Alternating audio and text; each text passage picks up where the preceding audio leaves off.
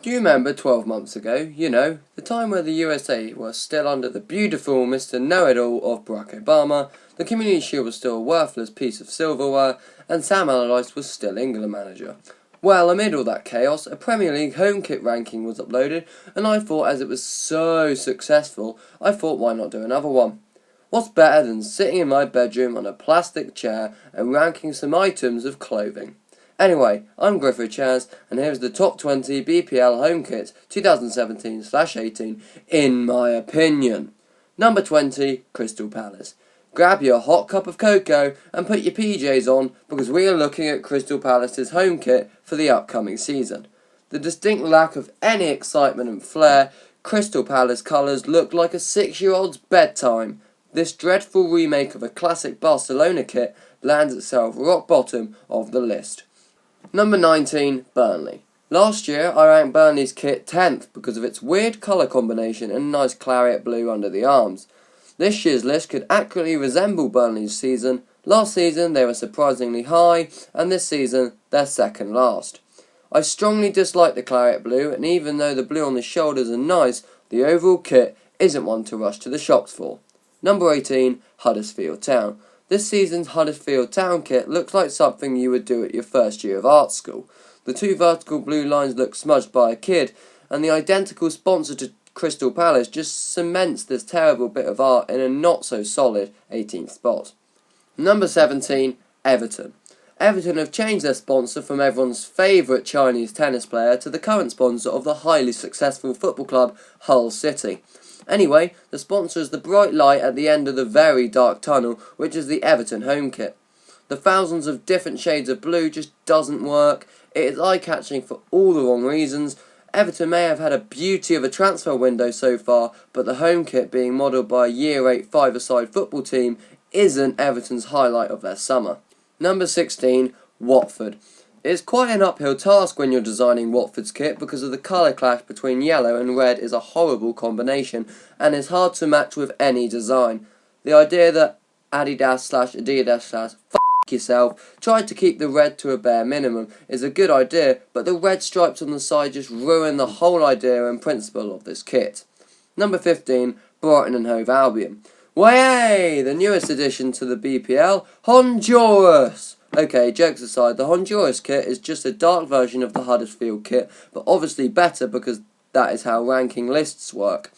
Anyway, the nice hint of gold on the neck and the gold Nike/Nike/ yourself is a nice addition, but they're not good enough to get this blue and white striped barcode past the 15th spot on this list. Number 14, Stoke City. The award for the most unchanged kit of the season goes to Stoke City again. Anyway, this kit is placed accordingly to other kits as this boring kit never changes. Stoke City never change their team, or their manager, or their table position, or their kit, which makes them so boring. Sorry Stoke fans, but if you want me to comment on this kit, go back and watch last year's ranking video. Number 13, Newcastle United. Howay, a posh up-tune lad. The not-so-good Sunderland AFC has another relatively unchanged kit from last season's championship fluke, but the nice transition between the stripes of black and white is a classic look for a Cambridge United fan. The blue for the sponsor is a good visual and makes this an alright looking kit at 13th spot. Number 12, West Bromwich Albion. It gets difficult now because I like these remaining kits and I think they're all good looking, but a man has to make tough decisions, so I rank West Brom's kit 13th. The Chinese order is a big sponsor that kind of distracts you away from the kit, and the red Adidas/Adidas/ yourself logo is just off-putting. That is why the couple of distractions crash land this kit at number 12. Number 11, Swansea City. From last season's kit that saw itself in a solid third position to a nice traditional kit with an annoying blue and yellow sponsor that takes something away from it. Other than that, I like the white and black of the kit, but the weird colour sponsor is off-putting and helps see this kit in an 11th spot. Number 10, Manchester United. This year's United kit is much better than last year's with the unsurprised disappearance of the hexagon lines.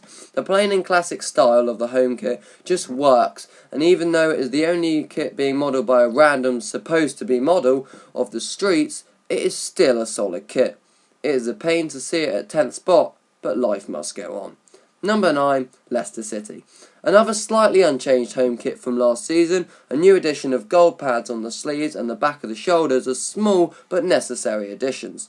I ranked Leicester's kit low on the list last season, but this proves that even small changes can skyrocket your team's kit to a high position in mid-list. Number 8, AFC Bournemouth. The most southern team in the Prem this year had an outstanding season last time out, with stars like Joshua King and Stampy Longnose, aka Tyrone Mings, and this season they wish to improve on their best ever finish in a league. With that being said, the kit in which they will be wearing this season is another classic Bournemouth kit with very few changes to the highly successful kit of last season. With black shoulder pads partnering the traditional black and red stripes makes this kit a very solid kit at the number 8 position. Number 7, West Ham United.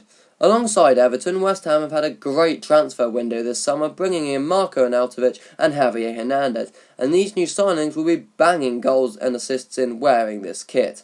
The addition of the slightly darker collarbone is almost perfect when in contrast to the claret blue of the shoulder pads.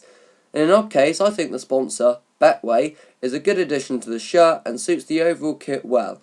Unfortunately, due to other kits, this kit lands in the top middle of the pack at 7th.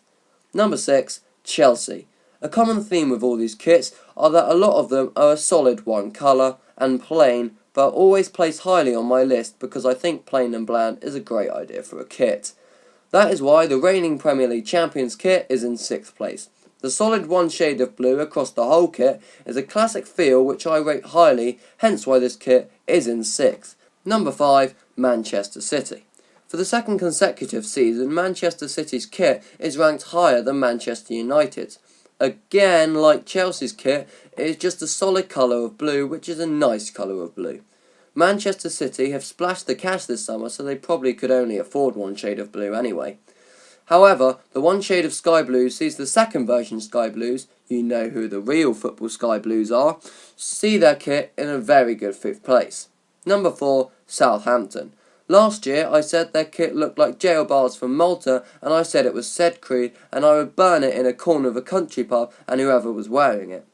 Okay, I admit that was too far last year, but Under Armour saw my video and decided to ditch the signature red and white stripes of the Southern boys and go with a sort of white vest over a red top idea, which I think is a mass improvement and looks great.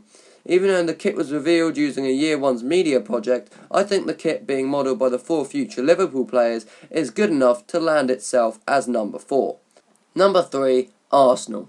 Last year was one of Arsenal's worst years in football, and even though they played in the FA Cup, they finished outside the top 4 and behind Spurs for the first time since Wenger took charge of the Gunners. Even though Wenger is still in and now Lacazette is as well, the focus lands on the kit.